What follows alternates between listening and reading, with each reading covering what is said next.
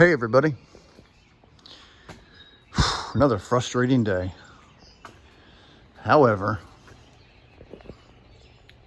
we're almost done with that area. It's 4:20. The temperature is about 55 degrees. Humidity 77%. I believe I've got a lot done since the last time we met. Let's go have a look at the details. Got 2 donations over the past week. One was for 25, another for 100. I thank you very much.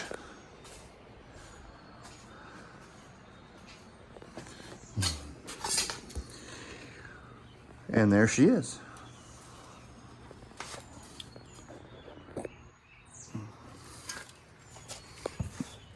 Oh, I have used, with the exception of these right here, which I don't have any access to, when I built this insert, this is all done with standard squash rivets, back and up on top. And I use squash rivets here where there's a flange, or whatever you want to call it, that overlaps or underlaps here for these sheet metal screws to go into. So I think they look a lot nicer than the pop rivets, which eventually my OCD is going to catch up with me, and I'm going to have to go back and replace all the pop rivets that you can see with squash rivets. But that won't be a big deal because the hole's already drilled and I just drill them out and squish them in there. Got me a light bulb. I tried to hook this up and run it to its switch right here, but I don't understand how the leads go into the whatever you want, the terminals. I have another one that I'll have to look at and see if I can get it working. There's 2 things that I'll just go ahead and show you really quick. Whoops. That looked good on paper.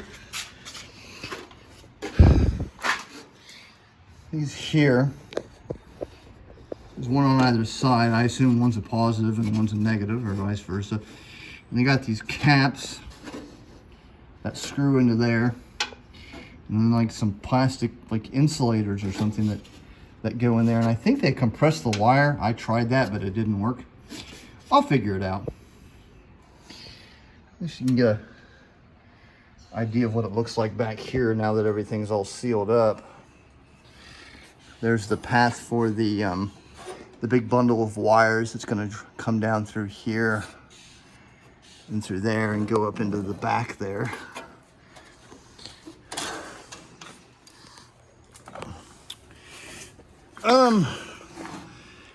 I'm just tickled to death that this fiberglass, although it could look better, did match up with my my aluminum. I can do still some work I can do.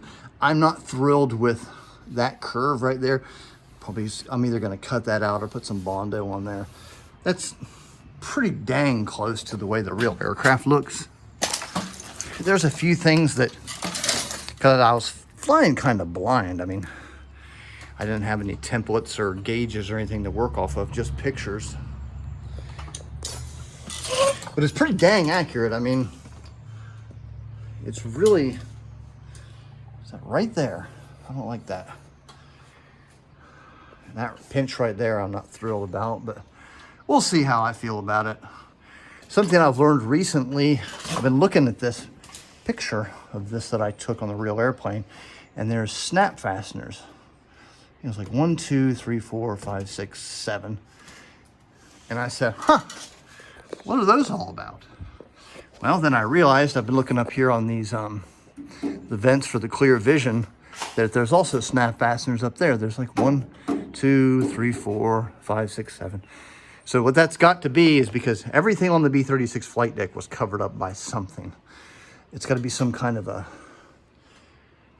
canvas thing, that material that covered that exposed wire.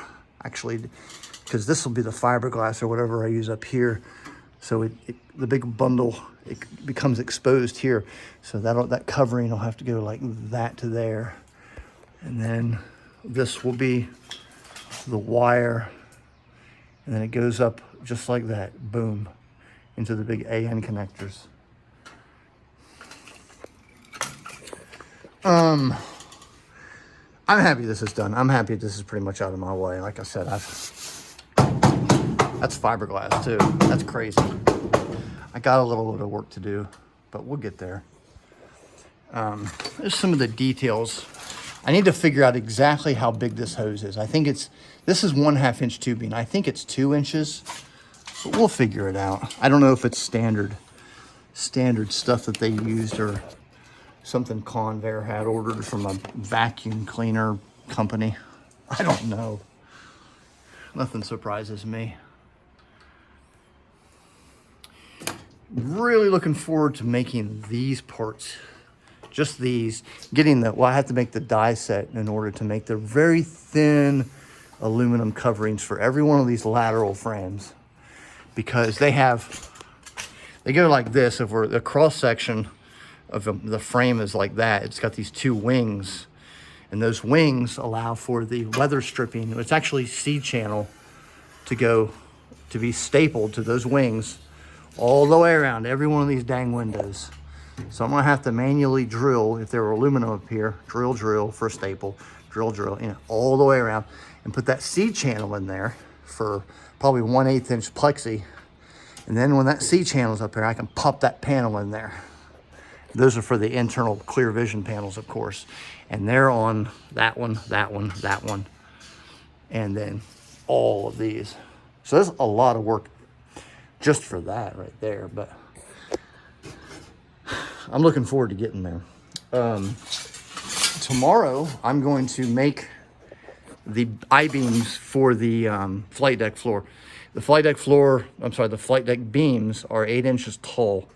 So what I did, because my aluminum people, if I was gonna do just the 8 inch thick, or 8 foot or 6 foot long, however long they are, that connects either probably to there or there, I don't know which one I'm gonna connect it to, but I was gonna use like that, and then take angles, 1, 2, 3, 4, times that by 4. So there would have been 16 angles at 6 to 8 feet.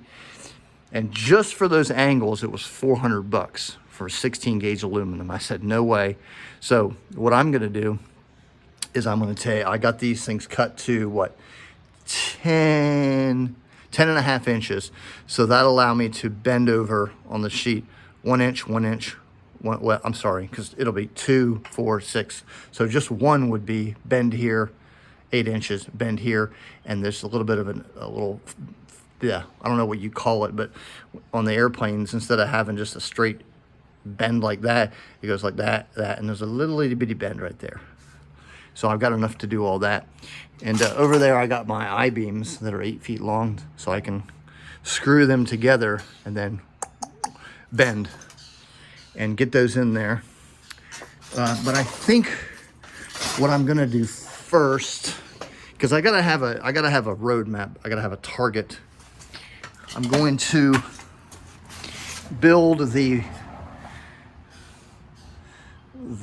edge of the flight deck floor, which will go down, and then it goes like this, that, and then here.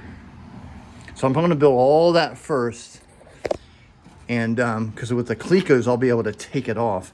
Because what will happen is I'll come walking down through here, just a strolling, and boom, and fall and die when I hit that up there. So we don't want to do that, because that's exactly what's going to happen. But that will allow me to get all this stuff up in the air, get that leg, and then get the handrail right there, and get the little step built. But that's where we are.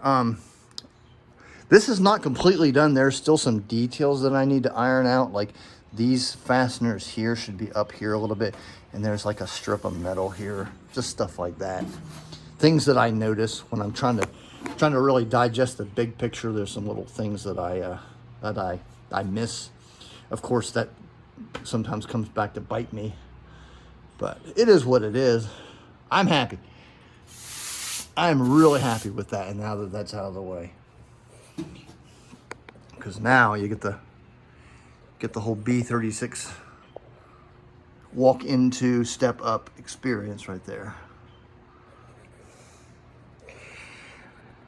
I'll see y'all next time.